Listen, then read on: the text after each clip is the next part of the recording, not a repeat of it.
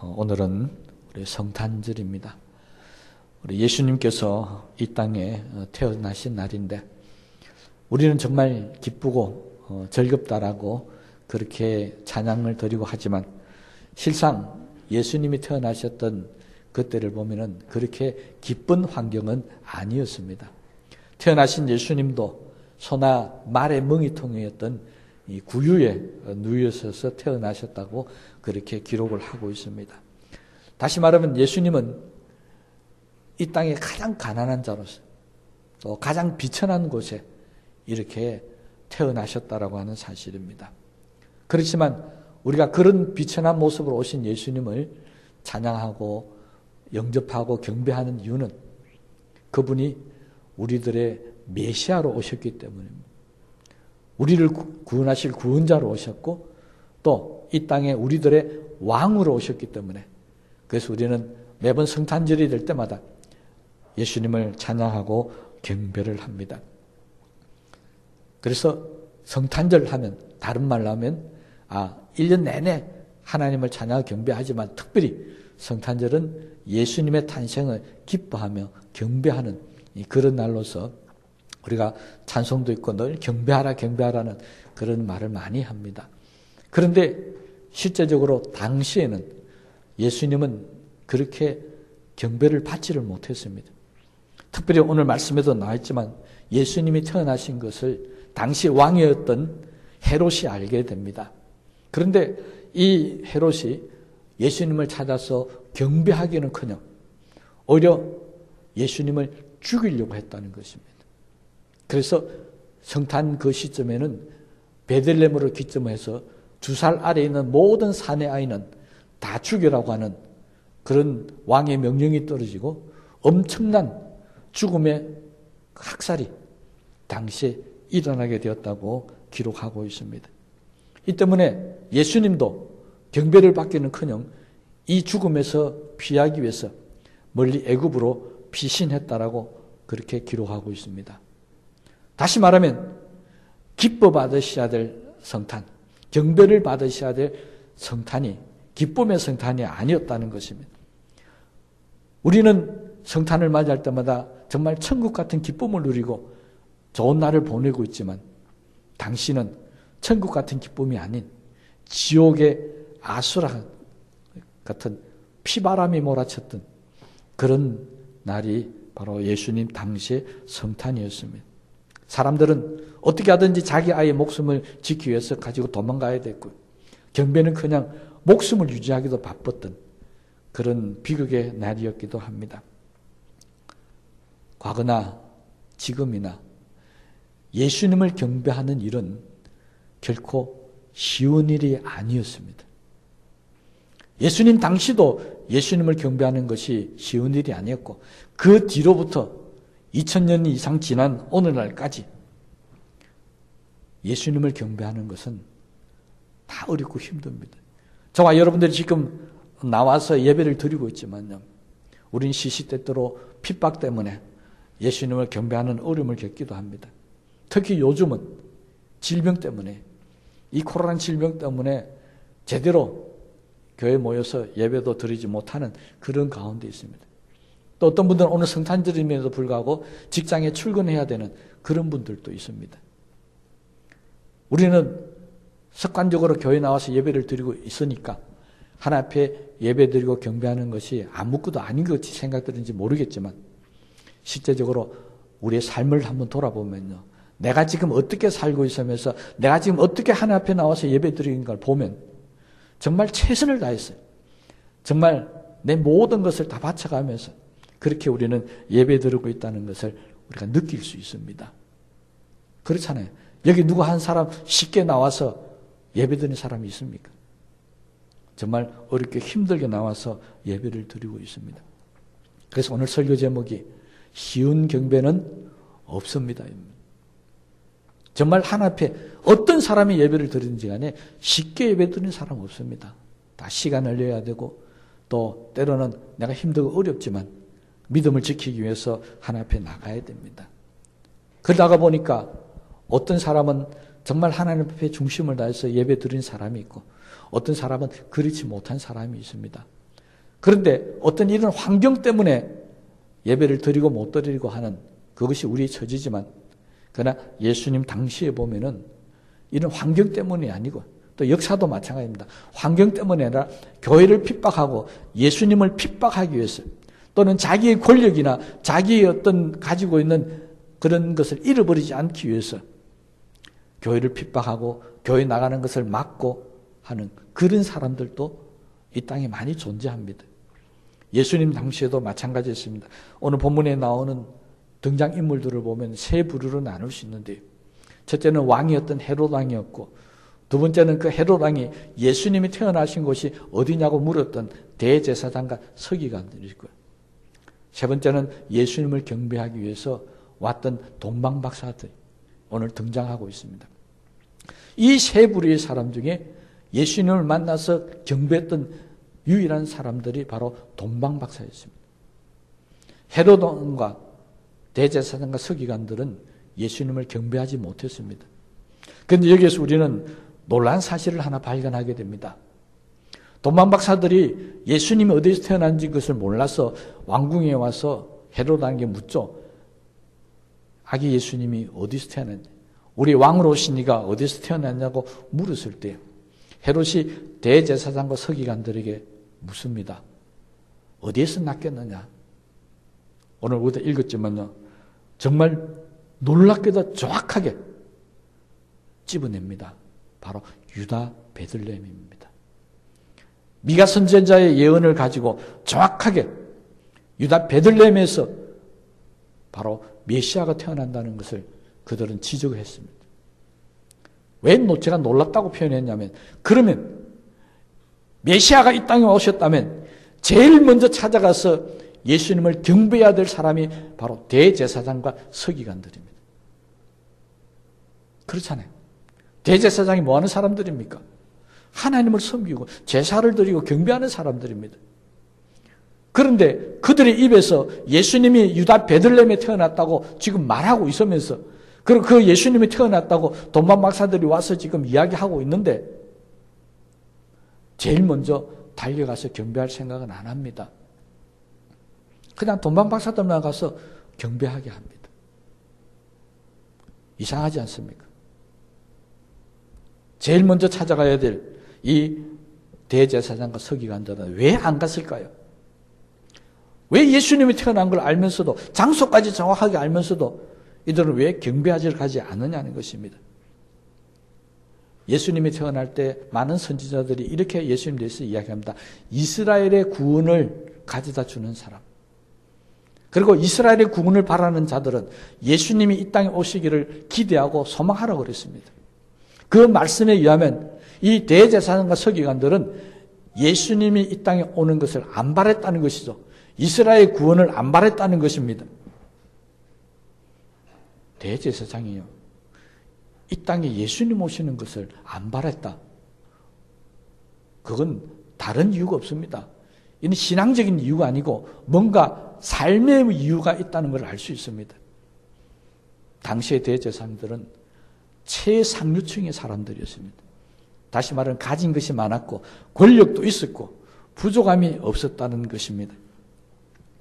그러니 그들은 예수님 오시든지 안 오시든지 아무 상관이 없습니다.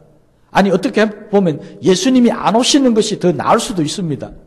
예수님이 오셔서 혹시 자기의 대제사장의 지위, 서기관들의 지위가 무너질 수도 있습니다. 그러니 그들은 예수님이 이 땅에 오시는 것이 안 반갑는 거 모르겠습니다.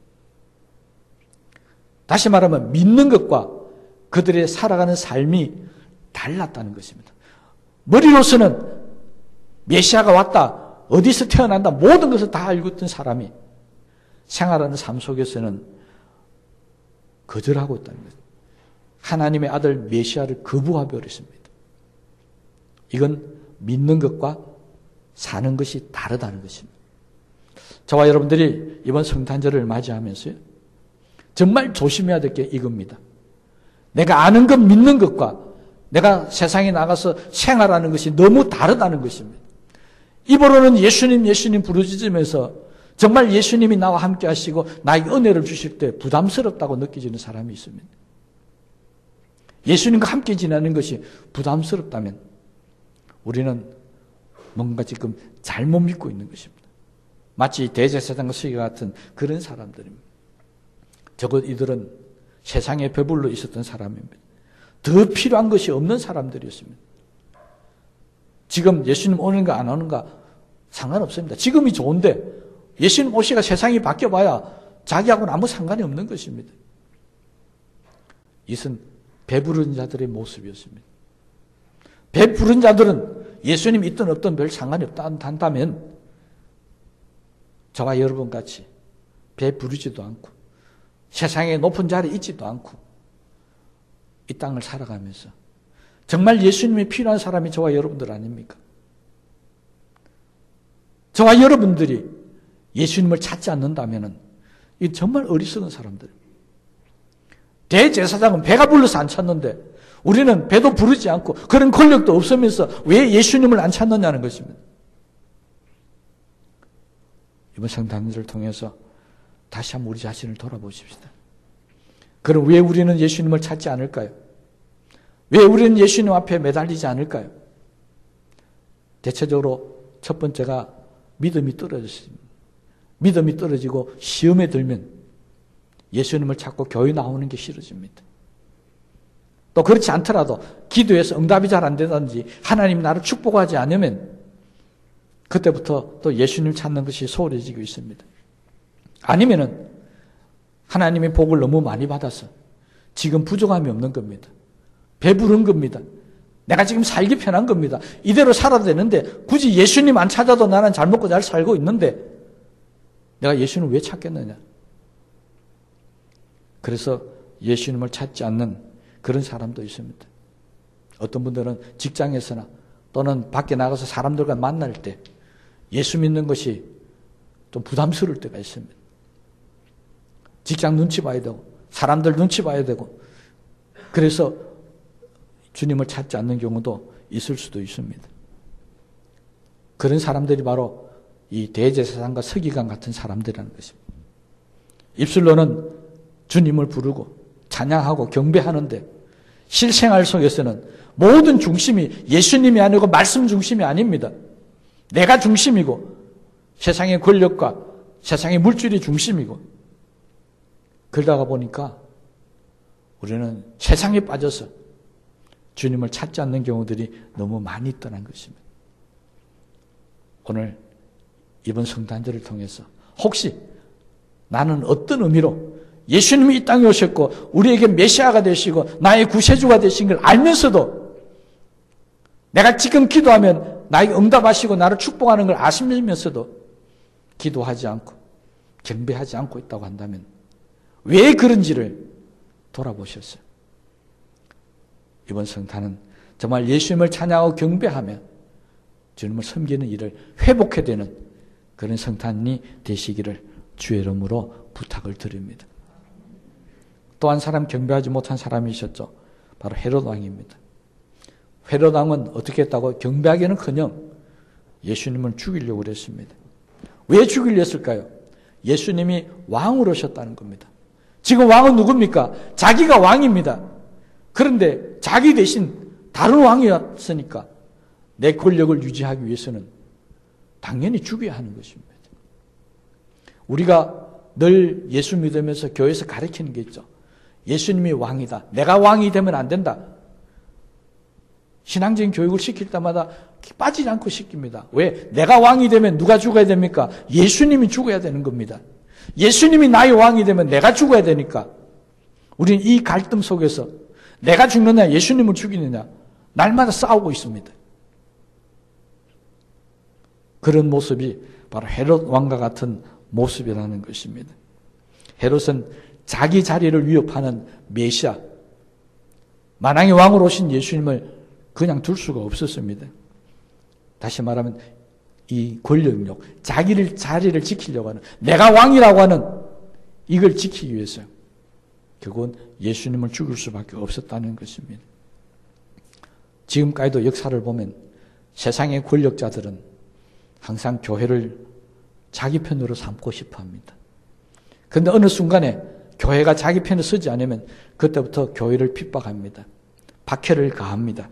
그래서 로마 시대 때부터 시작해서 현대까지 공산주의 독재자들 다 거치면서 수많은 세상의 권력자들은 하나님을 경배하고 예수님을 찬양하고 섬기려고 하지 않고 죽이려고 달려들었습니다. 그렇지만 교회는 지금까지 살아 있습니다. 우리 죽이려 했던 모든 세상의 권력자들이 다 죽었습니다.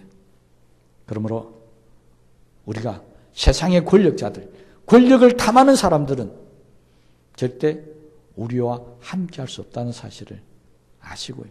그들이 아무리 교회를 핍박하고 그들이 아무리 예수님을 죽이려 할지라도 저와 여러분들만큼은 그 어려움과 힘든 가운데서도 주님을 경배했던 동방박사처럼 목자들처럼 주님을 경배하는 우리들이 되게 되시기를 바랍니다. 동방박사들은 바로 이런 위기 상황에서 주님을 찾아서 경배했었습니다. 정말 어처구니 없지 않습니까? 유대인들은 헤롯 왕, 대제사장 서기관들 다 예수님을 죽이려고 했었습니다. 동방박사들은 유대인이 아닙니다. 동방박사들은 이방인들입니다. 하나님을 믿는 하나님의 백성인 이스라엘 사람들은, 유대인들은 예수님을 죽이려고 그러고요. 자기들이 개처럼 여기고 멸시했던 이방인들은 예수님을 경배하려고 하는 이런 일이 생겼다는 것입니다. 이 동방박사들은 그냥 예수님을 경배했던 게 아니었습니다. 우리가 잘 알다시피 이 사람들은 점성술사들입니다. 별을 보면서 세상의 이치를 판단하는 사람들이었습니다. 이들이 별을 언제부터 보고 예수님을 쫓아왔는지 2장 16절 말씀에 보면 이렇게 기록하였습니다. 박사들에게 자세히 알아본 그때를 기준하여 2살부터 그 아래로 모든 사람들 다 죽였다. 그러니까 이 헤롯 왕이 왜 2살부터 그 아래로 다 죽였는가? 동방박사들이 와서 별을 본 때를 물었다 그랬잖아요. 그러니까 2년 전에 봤을 겁니다. 우리가 2년 전에 이미 이 땅에 메시아가 올 걸 알았습니다. 아마 그렇게 대답했던 것 같습니다. 그러니 2살부터 다 죽여라 그랬어요. 만약에 3년 전에 봤다라면 3살부터 다 죽여라 했겠죠.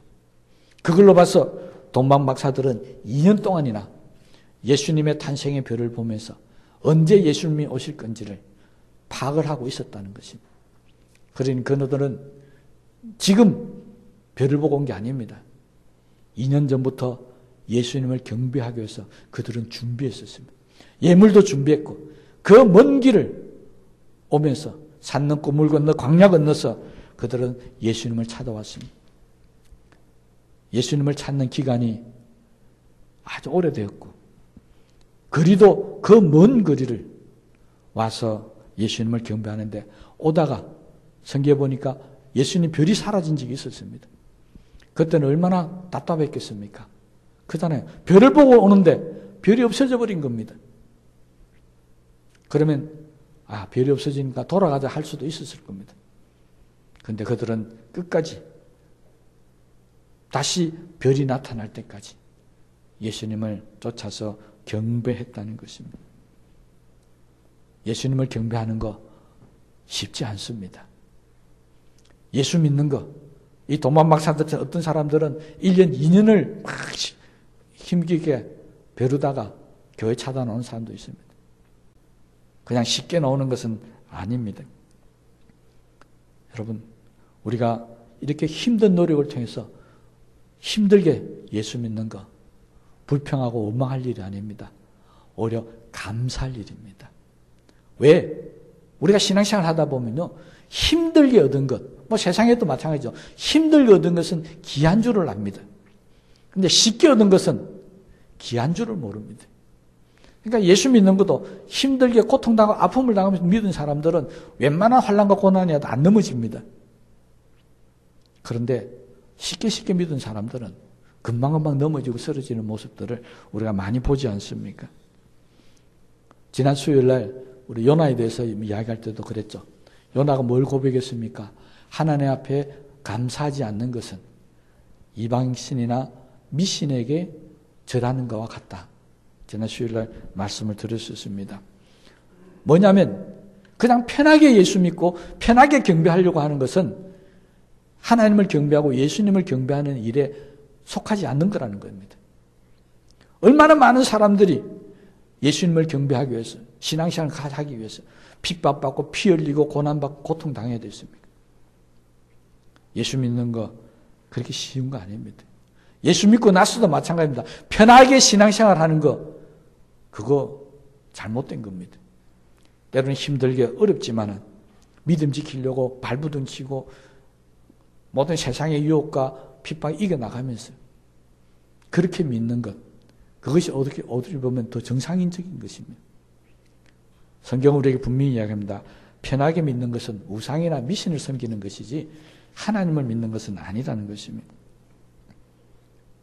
그렇다면 우리는 예수님을 경배하기 위해서, 예수님을 찾기 위해서 얼마나 많은 수고와 노력을 했습니까? 동방 박사는 2년을 했습니다. 우리는 예수님을 찾기 위해서 얼마나 많은 노력을 했는지 모르겠지만 우리도 동방 박사처럼 예수님을 경배하기 위해서 지금 길을 떠난 사람들입니다. 예수님 어디 계십니까? 예, 천국 계십니다.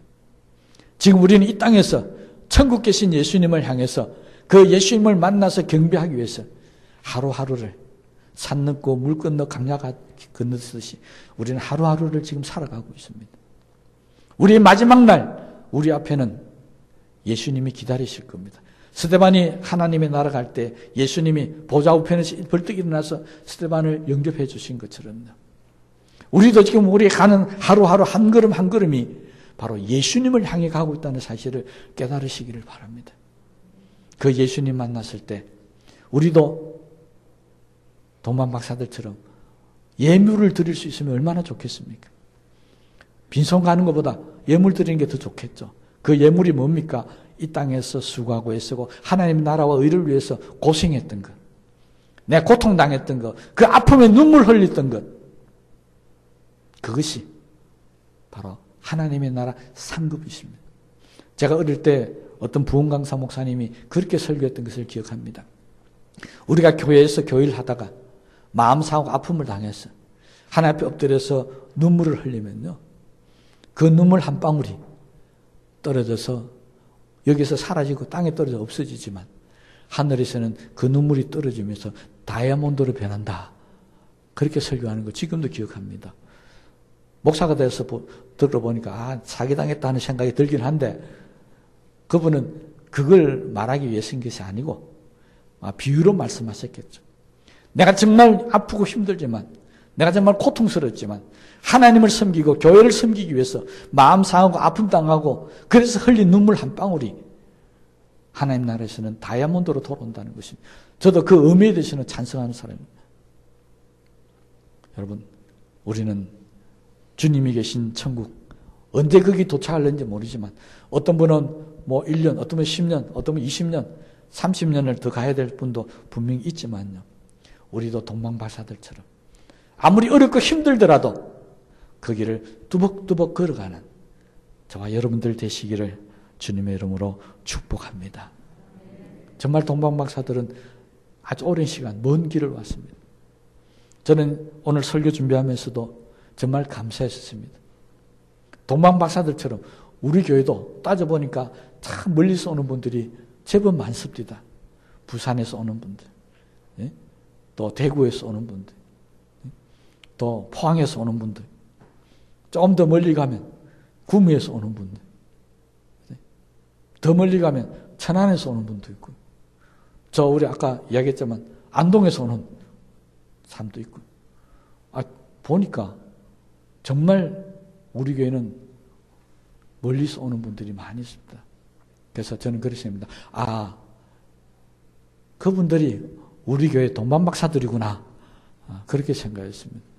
그 먼 길을 이곳에 와서 예배드리고 경배한다는 거, 그거 쉬운 일이 아닙니다. 왜 그렇게 했습니까? 여기만 교회 있습니까? 우리 교회만 교회입니까? 다 가까운 데 가도 되잖아요.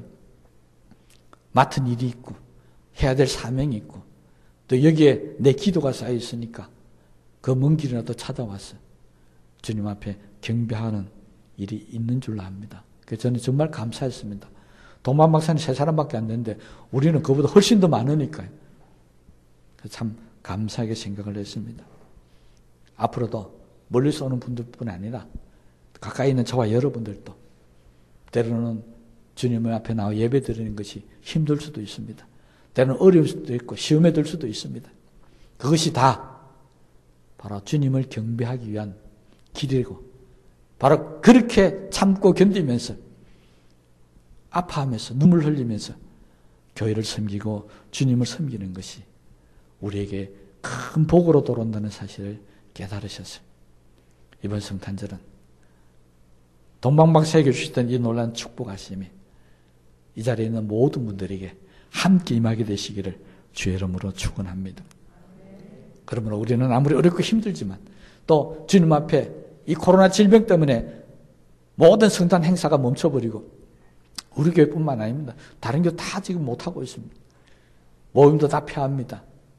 그렇지만 우리는 어떤 일이 있더라도 예수님 앞에 나와서 경배하고 찬양하는 이 일만큼은 주님 앞에 가는 그날까지 주님을 만날 그 순간까지 끊임없이 포기하지 마시고 주님을 향해 나아가는 저와 여러분들 되시기를 주의 이름으로 축복합니다. 우리 말씀을 생각하시면서 기도하십시다.